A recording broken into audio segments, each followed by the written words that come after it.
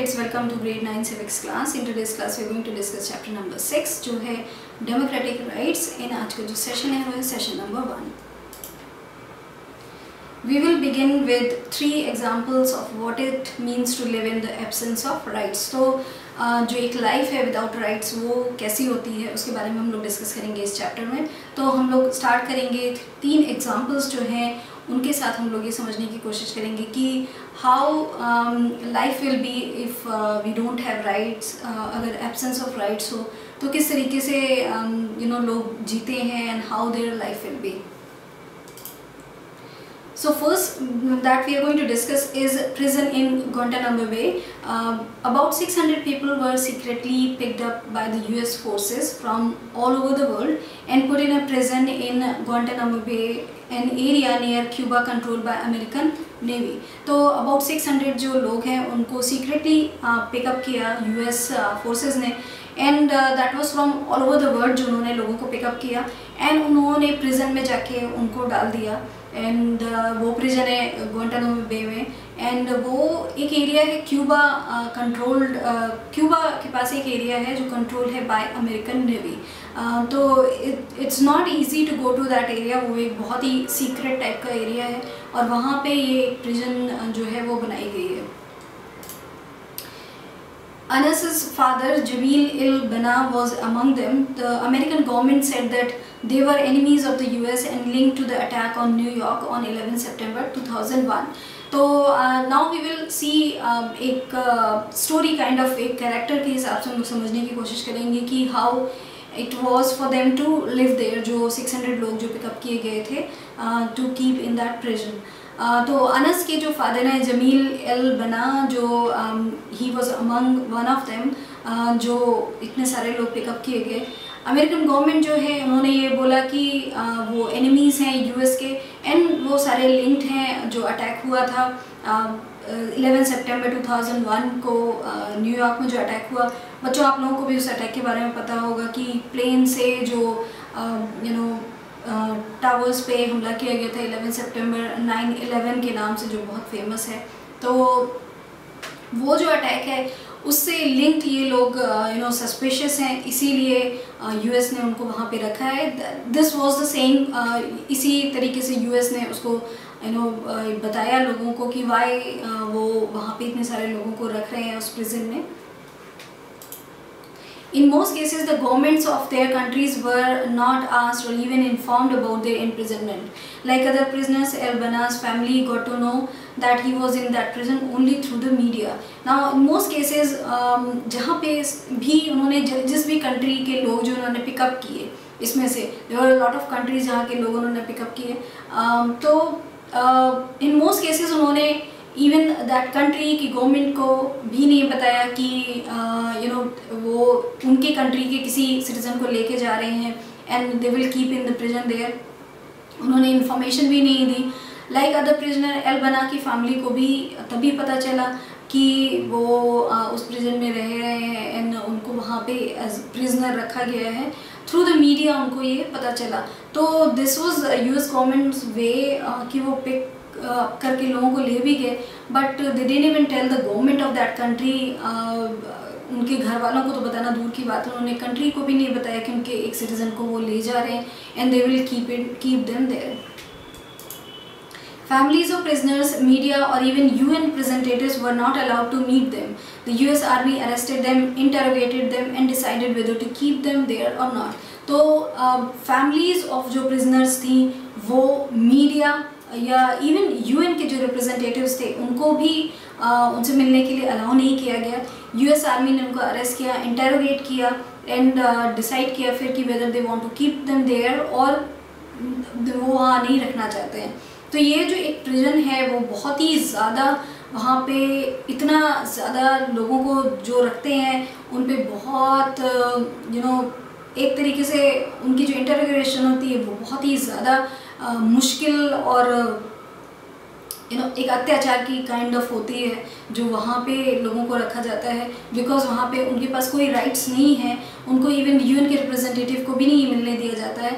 तो ये एक जो भी यूएस करना चाहता है वो उनके साथ करता है क्योंकि उनको किसी को मिलना भी नहीं अलाउ करता है वो, तो नोबडी नोज़ कि वहाँ पे कितना ज़्यादा उनके साथ टॉर्चर हो रहा है।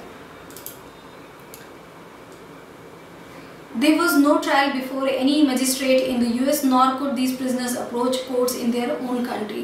तो वहाँ इन जो सारे लोग रखे गए थे गुआंटानामो बे में, वहाँ पे there was no trial before any magistrate, US में कोई ट्रायल नहीं किया गया उन लोगों का, nor could these जो prisoners थे वो अप्रोच कर सकते थे any court in their own country also. तो ना US में उनको ट्रायल मिल रहा था, ना फिर वो अपनी कंट्री में ही जाके वहाँ पे अप्रोच कर सकते थे किसी प्रिजनर को। Amnesty International and International Human Rights Organization collected information on the condition of the prisoners in Guantanamo Bay and reported that the prisoners were being tortured in ways that violated the US laws. Now Amnesty International जो है एक international जो human rights organization है, उन्होंने information collect की कि prisoners की जो कंडीशन है वहाँ पे गुआंटानामो बे में वो किस तरीके से है। तो उन्होंने रिपोर्ट किया कि how prisoners were being tortured there and the way they were being tortured, वो यूएस का जो लॉज हैं उनको वो पूरी तरीके से वायलेट कर रहे थे टॉर्चर में। They were being denied the treatment that even prisoners of war must get as per international treaties. An independent inquiry by the UN supported these findings. So वो जो prisoners थे they were being denied the treatment even जो कि prisoners of war को मिलता है, और जो international जो treaties हैं उनके अनुसार prisoners of war को भी एक एक लिमिट से ज़्यादा टॉर्चर नहीं कर सकते हैं। So this is the international treaty कि आप प्रिजनर्स ऑफ वॉर को किस तरीके से आप उसके साथ पेश आएंगे, कितना हद तक आप टॉर्चर कर सकते हैं। बट ये जो यूएस गवर्नमेंट है उन्होंने जो भी प्रिजनर्स वहाँ रखे थे they were doing more torture on them because they had given them no rights, कोई राइट्स नहीं थे उनके पास। एक इंडिपेंडेंट जो इंक्वायरी हुई यूएन के द्वारा, उन्होंने भी ये सारी जो फाइंडिंग्स इनको सपोर्ट किया कि जो प्रिजनर्स के साथ जिस तरीके का टॉर्चर हो रहा है वो सारे जो रूल्स हैं, जो लॉज हैं, उनको भी वायलेट कर रहा है। Now we will move on to the next जो एग्जांपल हम लोग देखेंगे, citizens rights in Saudi Arabia. The country is ruled by a hereditary king and the people have no role in electing or changing their rules. तो ये जो country है वहाँ पे सऊदी अरेबिया, वहाँ पे रूल होता है हेरिडिटरी जो किंग है उनका रूल है, एंड यहाँ पे लोगों का जो इलेक्शन या इलेक्ट करके किसी को अपना लीडर बनाए या चूज़ करे कि कौन उनको लीड करेगा, ऐसा कोई रूल नहीं है। वहाँ पे हेरिडिटरी किंग जो है वो बनते हैं और वो रूल करते हैं। The king selects the legislature as well as the executive. He appoints the judges and can change any of their decisions. Citizens cannot form political parties or any political organizations. Media cannot report anything that the monarch does not like. Now, Saudi Arabia में जो king है वो select करता है legislature, as well as वो executive जो है उनको भी वही सिलेक्ट करते हैं।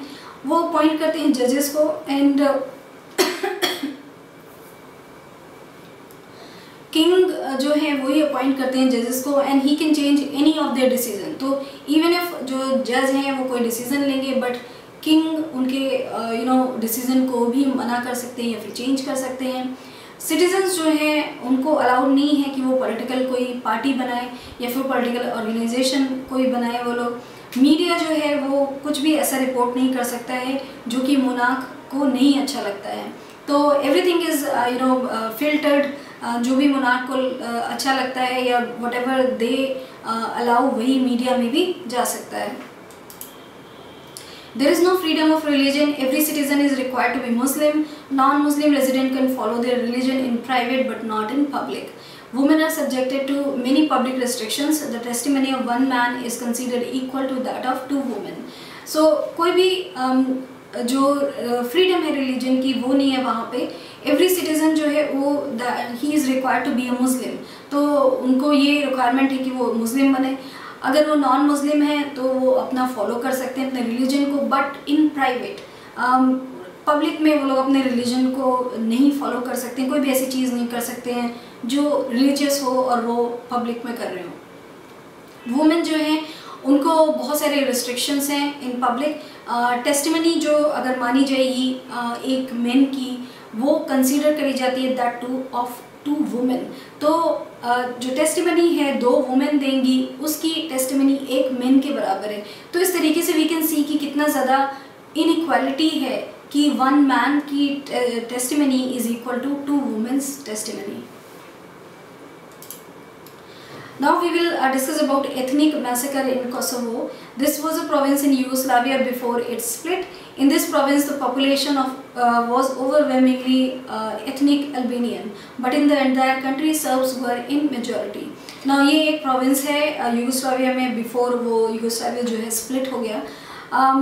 इस जो province है उसमें population जो है वो ज़्यादा जो है एथनिक अल्बेनियन है यहाँ पे, बट जो एंटायर कंट्री है वहाँ पे सर्ब्स जो हैं वो कम्युनिटी मेजॉरिटी में है।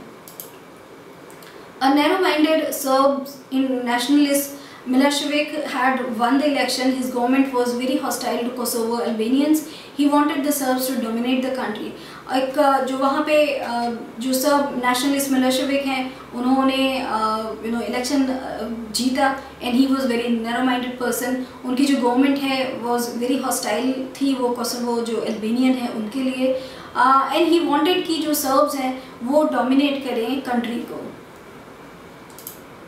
Many Serb leaders thought that ethnic minorities like Albanians should either leave the country or accept the dominance of the Serb. तो बहुत सारे जो सर्ब लीडर्स हैं वो they used to think कि ethnic जो minorities हैं like Albanian they should either leave the country, वो either country को लीव करके चले जाएं, या फिर जो डोमिनेंस है सर्ब्स का वो उसको अपने आराम से वो उसको मान लें कि उनका ही डोमिनेंस रहेगा, whatever they say वो उनको करना चाहिए।